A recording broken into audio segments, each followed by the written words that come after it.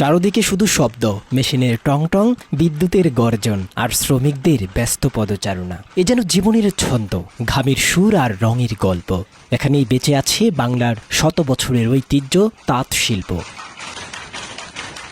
এই শিল্পের ইতিহাস বহু পুরনো। নরসিংদী, টাঙ্গাইল, নারায়ণগঞ্জ আর পাবনার তাঁতপল্লীগুলো একসময় ছিল দেশের অর্থনীতির চালিকা শক্তি। তখন হাতে চালানো হতো তাঁত। গ্রামের আঙিনায় বুড়ো থেকে তরুণ সবাই জড়িত থাকতেন এই কাজে। সময়ের সঙ্গে প্রযুক্তির ছোঁয়ায় এখন সেই ঐতিহ্য মিশে গেছে বিদ্যুতের গতির সঙ্গে।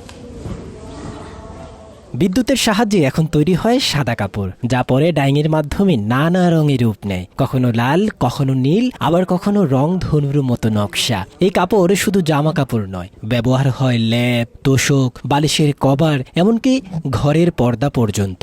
এটা আমার বাপ দাদাদের ঐতিহ্য। আজ থেকে আর 50-60 বছর আগের থেকে এটা করা শুরু করছে। দেশের মানে সর্বসিন্না, বঙ্গার সর, পাইকার সিরিয়ন সব লোকেরা এটা করে।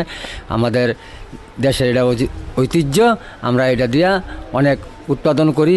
আমি আমার বাবার সাথে কাজ করি, এখানে প্রায় 1-1.5 বছর ধরে কাজ করি। এখানে 4-5 হাজার টাকা পাই। এই টাকা দিয়ে আমাদের সংসার চলে। তাঁত শিল্প শুধু কাপড় নয়, এটা জীবিকা, এটা সংস্কৃতি। কিন্তু এই ঐতিহ্যের প্রধান শক্তি এখন বিদ্যুৎ। যখন লোডশেডিং হয় তখন ঘন্টার পর ঘন্টা থেমে যায় মেশিন, বন্ধ হয়ে যায় উৎপাদন, ক্ষতিগ্রস্ত হয় শ্রমিক, ব্যবসায়ী আর পুরো শিল্প প্রক্রিয়া। দেশের অর্থনীতিতে বড় অবদান রাখছে তাঁত শিল্প। স্থানীয় চাহিদার পাশাপাশি বিদেশেও যাচ্ছে বাংলাদেশের কাপড়। কিন্তু নিয়মিত বিদ্যুৎ সরবরাহ আর আধুনিক প্রযুক্তির অভাবে পিছিয়ে পড়ছে এই ঐতিহ্য। মা বোনদের জন্য 3 পিস কিংবা ল্যাপের তোশক, যে কোনো প্রয়োজনে যে কাপড় আপনারা ব্যবহার করেন, সে কাপড়ের উৎপাদনের গল্প আপনারা শুনলেন। হ্যাঁ দর্শক, এই গল্প যুগ যুগ ধরে টিকিয়ে রেখেছে নরসিংদীর এই টেক্সটাইল শ্রমিকরা।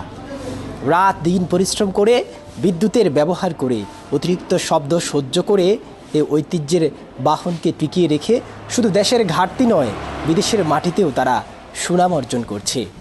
এই সুনাম যুগ যুগ ধরে টিকে থাকুক, এটাই প্রত্যাশা এখানকার শ্রমিক, মালিক এবং সাধারণ জনতার। শাওন আহমেদ সাদ, ডেইলি বাংলাদেশ মিডিয়া।